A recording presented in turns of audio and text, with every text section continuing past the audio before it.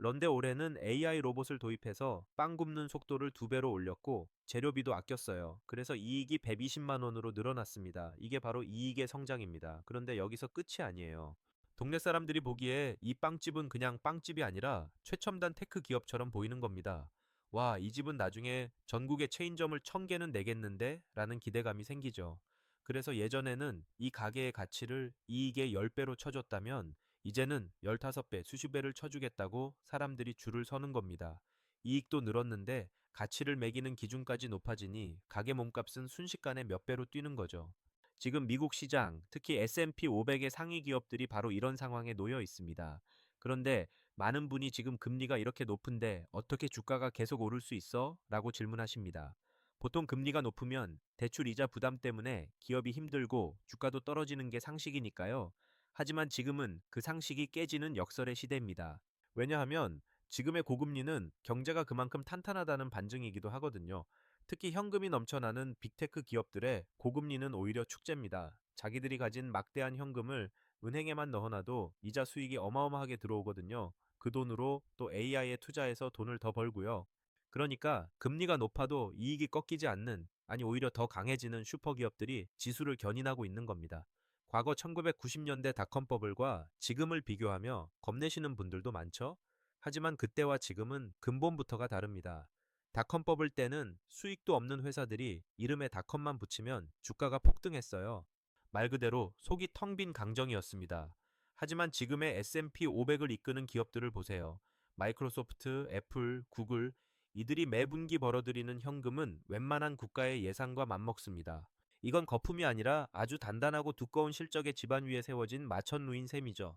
2026년은 이 실적이라는 지반이 AI라는 날개를 달고 더 높이 솟구치는 해가 될 것입니다.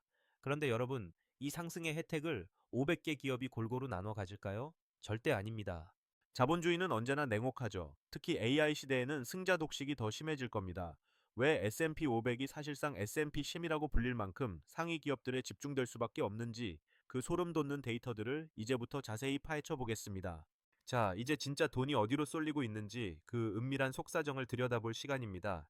여러분, 하이퍼스케일러라는 단어 혹시 들어보셨나요?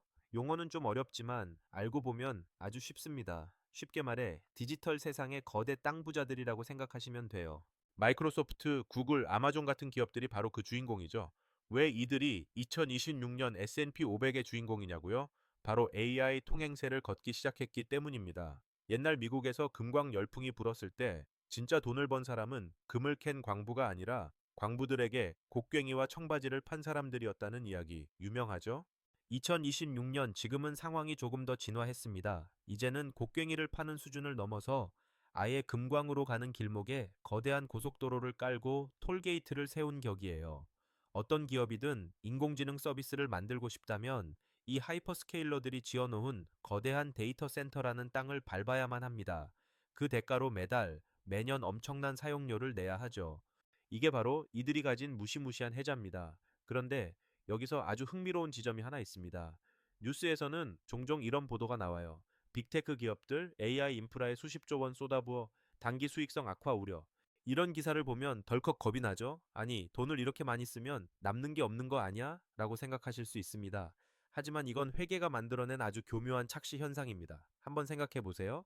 여러분이 동네에서 제일 잘 나가는 카페 사장님인데 손님이 너무 많아서 바로 옆 건물을 샀다고 칩시다. 건물 사고 인테리어하고 최신식 커피 머신 들여놓느라 통장 잔고가 잠깐 비었습니다. 그렇다고 해서 여러분이 가난해진 건가요? 아니죠. 현금이라는 자산이 건물과 기계라는 더 가치 있는 자산으로 형태만 바뀐 것 뿐입니다. 2026년 현재 이 거대 기업들이 엔비디아의 최신 칩을 수십만 개씩 사고 데이터 센터를 짓는 건 돈을 써서 없애는 게 아닙니다. 장차 10년, 20년 동안 돈을 벌어다 줄 디지털 유전을 파고 있는 거예요. 장부상으로는 비용이 많이 나가는 것처럼 보이지만 실제 그 기업의 가치는 어마어마하게 커지고 있는 거죠. 고수들은 장부상의 이익 수치보다 그들이 사모으는 자산의 가치와 현금 흐름에 집중합니다. 겉으로 보이는 PER 지수가 높아 보인다고 해서 비싸다고만 할 수 없는 이유가 바로 여기에 있어요. 실제로 이 기업들의 내부 회의실 분위기를 한번 상상해 볼까요? CFO, 즉 재무 담당자는 이번 분기 지출이 너무 많습니다 라고 걱정하겠지만 CEO는 이렇게 말할 겁니다. 지금 칩 하나를 더 확보하는 게 미래 영토 한 평을 더 차지하는 겁니다. 지금 아끼면 나중에 수백 배의 대가를 치러야 해요. 이건 단순한 투자가 아니라 생존을 위한 전쟁이자 승리를 굳히기 위한 점령전입니다.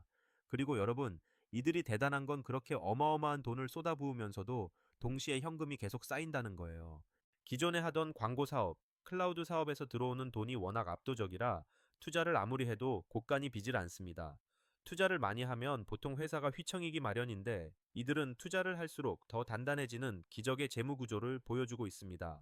2026년 S&P 500이 8,300으로 가는 길은 바로 이들의 단단한 어깨 위에 세워져 있다고 해도 과언이 아닙니다. 하지만 여기서 멈추면 안 됩니다. 이 기업들을 뒤에서 밀어주는 거대한 운명의 바람이 하나 더 남아 있거든요. 이 바람이 불기 시작하면 시장의 전체적인 가치 평가는 한 단계 더 레벨업하게 됩니다. 전문가들이 말하는 15% 수익률을 비웃듯 지수가 20% 이상 치솟게 만들 그 마지막 퍼즐 조각은 무엇일까요? 자, 여러분, 이제 1시간 넘게 달려온 이 긴 여정의 마지막 조각을 맞출 시간입니다. 지금까지 우리는 기업들이 어떻게 돈을 벌고 왜 장부상 수치보다 실제 현금 흐름이 중요한지 공부했죠. 그런데 아무리 배가 튼튼하고 엔진이 좋아도 바다가 도와주지 않으면 속도가 나지 않는 법입니다. 2026년 지금 시장에는 그야말로 역대급 순풍이 불고 있습니다. 전문가들이 말하는 15% 수익률, 그건 너무 조심스러운 예측이에요. 왜 20% 이상의 상승, 즉 지수 8,300이 현실적인지 그 결정적인 거시경제의 비밀을 말씀드릴게요. 2026년의 경제 상황을 한마디로 정의하면 적격 순풍이라고 할 수 있습니다. 모든 조건이 딱 맞아떨어지는 상황이라는 뜻이죠. 첫째로, 우리를 그토록 괴롭혔던 물가가 드디어 완전히 잡혔습니다. 기업들이 원자재 가격이나 인건비 때문에 골머리를 앓던 시기가 지나간 거예요.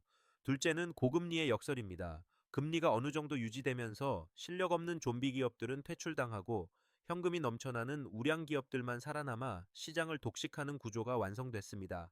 마지막으로 가장 중요한 건 생산성의 폭발입니다. AI가 단순히 신기한 기술을 넘어 실제 업무 시간을 30% 이상 단축하며 기업의 이익을 직접적으로 끌어올리기 시작한 게 바로 올해 2026년입니다.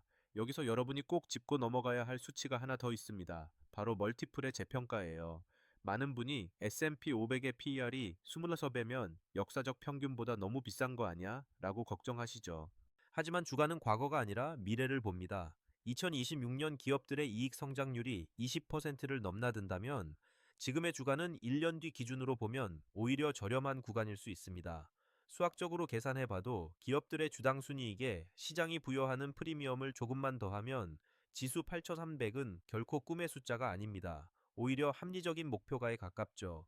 그럼 우리는 지금 당장 무엇을 해야 할까요? 여러분의 계좌를 승리로 이끌 3가지 액션 플랜을 짜드릴게요. 첫째, 여러분 포트폴리오의 AI 농도를 체크하세요.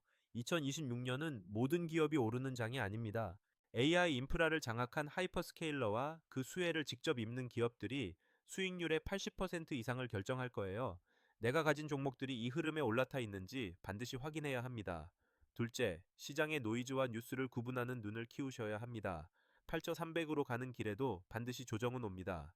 그때마다 뉴스에서는 위기설을 퍼뜨리겠지만 그럴 때일수록 우리가 오늘 공부한 이익의 질과 현금 흐름을 떠올리세요. 숫자는 거짓말을 하지 않습니다. 셋째, 적립식 투자의 끈을 절대 놓지 마세요. 골짜기가 깊을수록 더 많은 물량을 확보할 수 있는 세일 기간이라는 점을 명심하고 담대하게 대응해야 합니다. 마지막으로 영상 초반에 제가 던졌던 질문에 답을 드릴게요. 이게 거품이라면 도대체 언제 터지는 걸까? 제 대답은 이렇습니다. 모두가 이건 절대 안 떨어져. 혁명이야. 라고 외치며 마지막 한 명까지 시장에 뛰어들 때, 그리고 기업의 이익 성장 속도가 투자 속도를 따라가지 못하고 꺾이지 시작할 때가 바로 그때입니다. 하지만 2026년 현재는 아직 그 지점이 아닙니다. 투자가 결실로 바뀌며 이익이 폭발하는 수학의 계절에 더 가깝죠. 지금은 두려워할 때가 아니라 이 거대한 파도에 몸을 싣고 끝까지 가야 할 때입니다. 오늘 제가 준비한 내용은 여기까지입니다. 긴 시간 동안 포기하지 않고 여기까지 오신 여러분은 이미 상위 1%의 통찰력을 가지신 분들입니다. 오늘 내용이 여러분의 투자 인생의 작은 이정표가 되었다면 정말 기쁠 것 같네요. 아직 구독과 좋아요 안 누르신 분들 지금 한 번씩만 꼭 부탁드리고요. 여러분의 2026년 목표 수익률은 얼마인지 댓글로 남겨주시면 제가 하나하나 읽어보고 응원하겠습니다. 8300이라는 숫자는 누군가에게는 비현실적인 환상이겠지만 준비된 여러분에게는 약속된 미래가 될 것입니다. 2026년의 마지막 날, 여러분의 계좌가 지수만큼이나 찬란하게 빛나고 있기를 진심으로 응원하겠습니다. 저는 다음 영상에서 더 깊이 있고 돈이 되는 정보로 돌아오겠습니다. 지금까지 함께 해주셔서 감사합니다. 우리 모두 8300의 고지에서 웃으며 만납시다.